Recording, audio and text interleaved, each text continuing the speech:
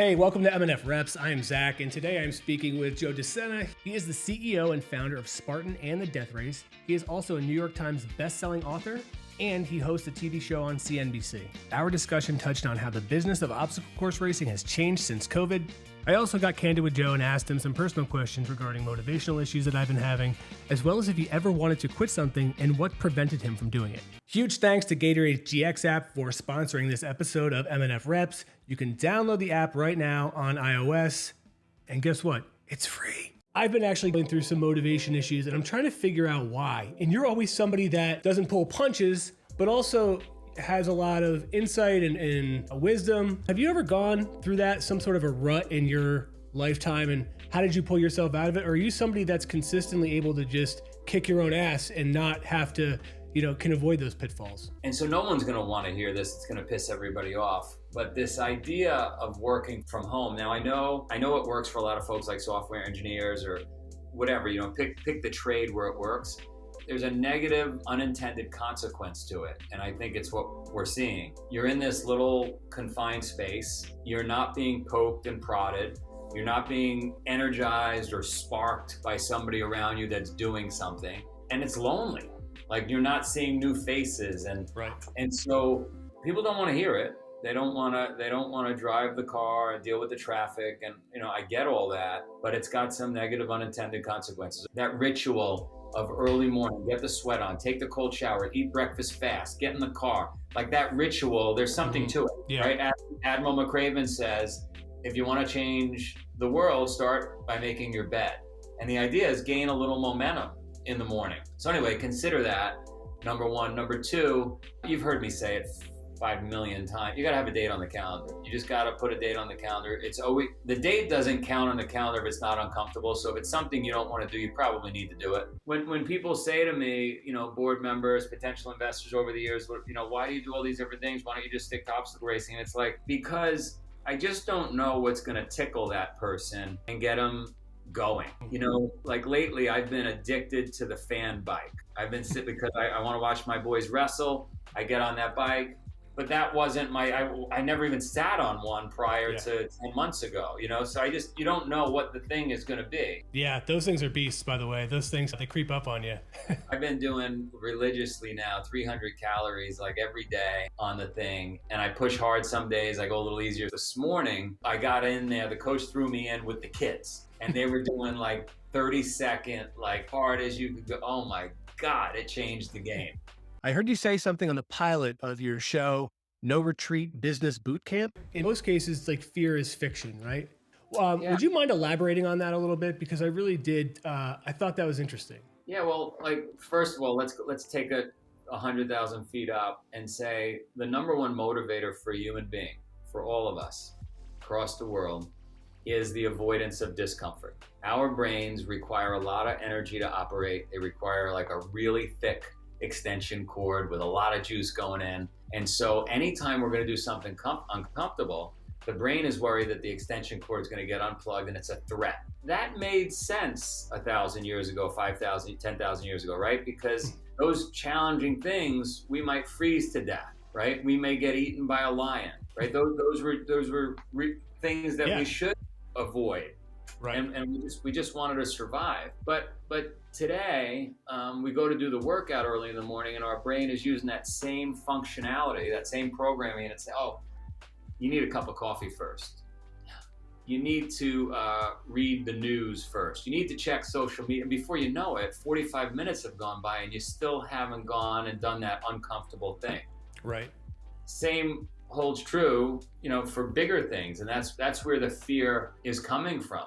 The fear is coming from that subconscious programming in the brain that's saying, you can't do this, could happen or that could happen. The reality is 99.9% of those things that could happen that your brain is processed, they're not going to happen.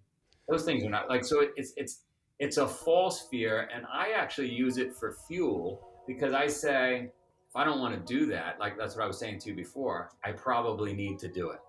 I really don't want to swim across that bay. I already did my workout. I'm afraid of sharks.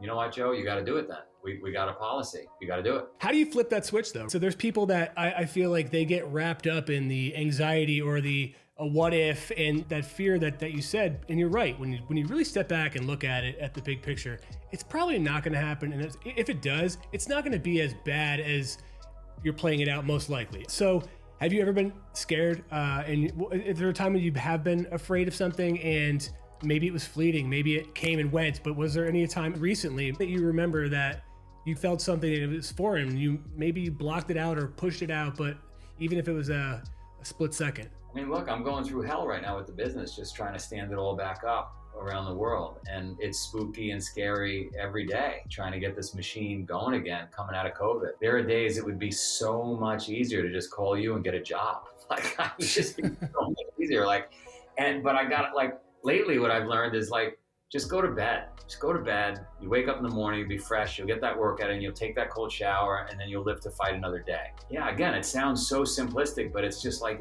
you just got to keep moving forward.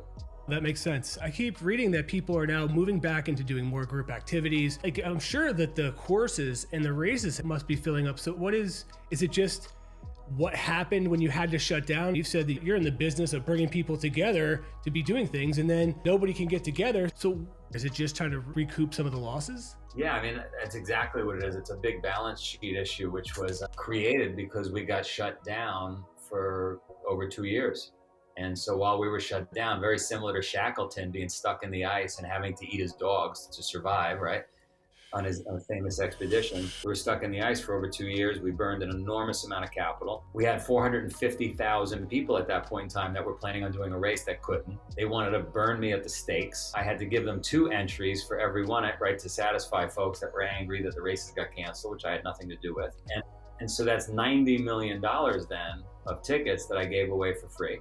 Oof. And when you relaunch, which we relaunched in 2022, the first $90 million, so that, so it's just our reality. I'm not sitting here complaining. I didn't take it that way at all. So what do you do then? Reinvigorate the people, or try to pull them back, or try to let them know that, hey, by the way, we're back? Because you have a lot of different properties, right? The races themselves, this weekend we have 5 events going on. They're almost all sold out.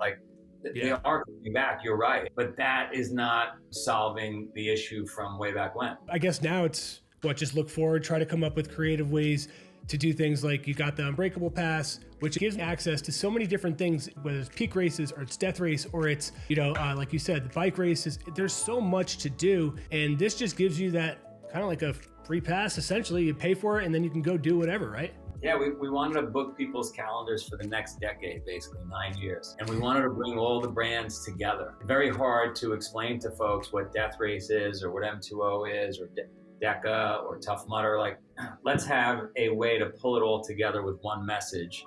And that was the idea. One pass for one moment in time. Be good for the company, right? We'll sell sure. Some tickets, try to recoup some of those losses during the pandemic. I spoke to 2 people that have it, and they were saying the same thing. They are booked. That's why they got it. They're like, look, it just made sense when I stepped back and I, not even just did the math on just Spartan races, but now they're going to be doing more. You need the reason, right? If somebody owns that second home, they find themselves going to visit it, even though they weren't, like, they're forced to go use that home, right? And so that's what this is. We, again, go back to the basics. We avoid discomfort at all costs, more than sex, drugs, and rock and roll. That's our motivator. And so if we could give you reasons, give myself reasons to get off the couch, put down Netflix, and go out in the rain, I mean, that's what we do. That's what we do. Mental toughness, I've read that you put it right up there with physical toughness, right? How is that a key to performance? 99.9% of the time you quit because your brain tells you to quit. Sure, we do get injured, right? And so an injury will stop you. But outside of an injury, the brain says you can't run anymore. The brain says you can't do any more push-ups. The brain says you can't do any more, whatever the thing is. And so how do we get the brain to not stop before the body needed to actually stop? I found that when I did crazy races around the world, that I would mentally quit 8 days before I actually needed to quit. Thank God the races I competed in were out in the middle of nowhere, and I had, like, if you quit, there's not a bus that shows up. So and I found that, oh my God, I was done 8 days ago, but somehow I persevered through because I had to. I always found it interesting, right? I came across the New York Marathon finish line the first time ever, and I collapsed. And I sat there and I thought, Why didn't I collapse at 25 miles? Why did I collapse at 26.2? Why didn't I collapse at 29 miles? Because my mind saw the finish line, and that's where I collapsed. So if we could strengthen the mind, we're going to just get further in everything we do. How do you strengthen the mind? Well, you gotta flex that muscle. You gotta practice hard shit. You gotta take yourself to that breaking point, and then somehow inch out another 8 days. That's all the questions I got, because I know you got to jump, but I'm a huge fan of yours, and I love hearing in your advice, and anything I can do to help out Spartan and all of the brands, I'm down, always. I love that you talk to me. I don't get very many people that want to talk to me unless they need something. All right, Joe, take it easy, man. Thank you. Bye. Bye.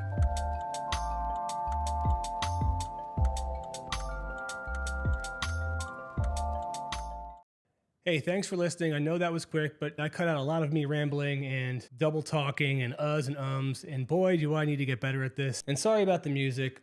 Somebody helped me out with the editing of this and put it in the back. I didn't get the file, so I couldn't turn it off. I spent way too long trying to diminish it, and I gave up. So sorry.